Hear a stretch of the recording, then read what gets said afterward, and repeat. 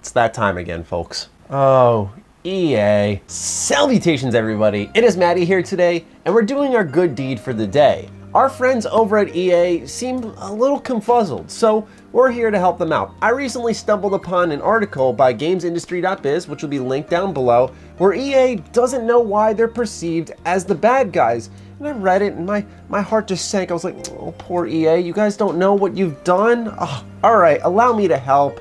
I figured I'll be the good guy I usually am, you know, and just offer a little assistance. So what I did was I collected a lot of your feedback, I compiled my own research, and today we're going over 15 significant things that EA's done that has pissed people off. So let's get started and let EA know why they are perceived as the bad guys.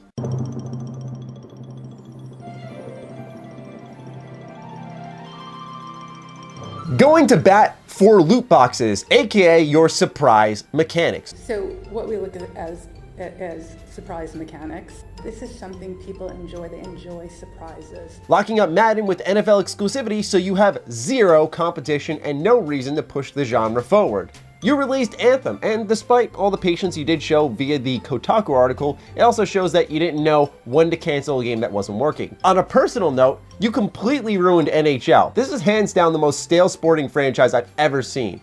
You released the Halo Battlefront 1 despite all the excitement of the return of a beloved franchise. Battlefront 2 came around and could have actually been a great redemption story, but it had pay to win at launch.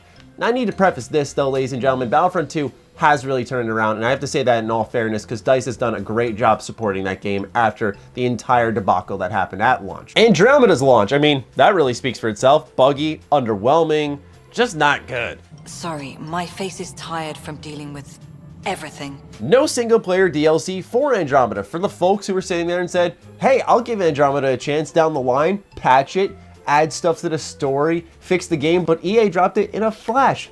It took very little for them to abandon that project, and you don't see that too often in the AAA space. You killed off Dead Space, aka Visceral Games. You had an issue where Origin was deleting inactive accounts just because people weren't playing your games. You shut down the Lord of the Rings Conquest servers within a year or so after its launch.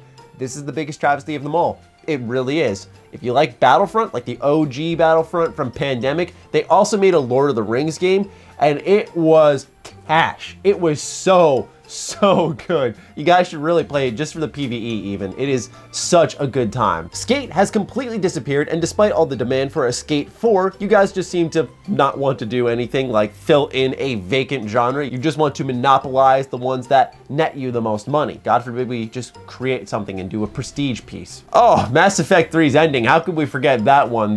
There's not going to be any red, green, blue endings, and then there were red, green, blue endings. I know that kind of falls on BioWare, but hey, your name was on it and we're on a roll here. Dropping the ball on Battlefield 5, numerous debacles, blaming the fans, tons of shit happening before launch, and then here we are with the lower than usual sales numbers for the franchise. You set up Titanfall 2, one of the best FPSs to launch in recent years, to die. AKA, now that this list is completely done, EA, you have done bad things year in, year out since dating back to, with the Origin issue, 2011. That is consistent years of bad will built between you and your consumers. Of course, you're gonna be viewed as the bad guy. It blows my mind. This is like the surprise mechanics things again, where they're just trying to justify something that makes no sense. So, EA, I just wanted to help you out today, man, and let you know why people really have an issue with you. And I'm not trying to get angry. I'm not trying to put together the hate bandwagon. You guys have kind of earned it yourself. I'm just letting you know, based off this article, you seem confused. So here you go. Here's things that happen over time, and some for others out there may be big or small. For example, a big issue to you like Battlefield and a small issue to you like Lord of the Rings Conquest servers being shut down may be reversed for someone else, such as myself. I value Lord of the Rings Conquest. I'd love to go back to that game, and yes, there are fan servers that are online allowing you to play, but point being is that EA neutered a game that I was very passionate about. And so what happens is they're getting involved in all these little pockets of gaming communities, and they're doing something stupid in each of them, so everyone hates them for 1,000,001 different reasons. Hell, I'm sure there is stuff I didn't even mention on this list. I've heard stuff about Command and Conquer. I mean, the list goes on. Everyone has their own individual bad story with EA. That concludes what I'll consider quite a short video for the channel as of late. I wanted to keep it simple, concise, and just let EA know what's really going on, because they seem really out of place, a little confused. So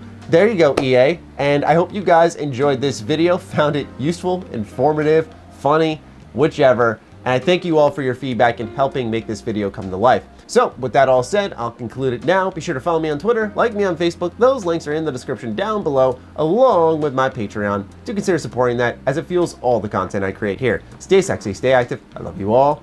Peace.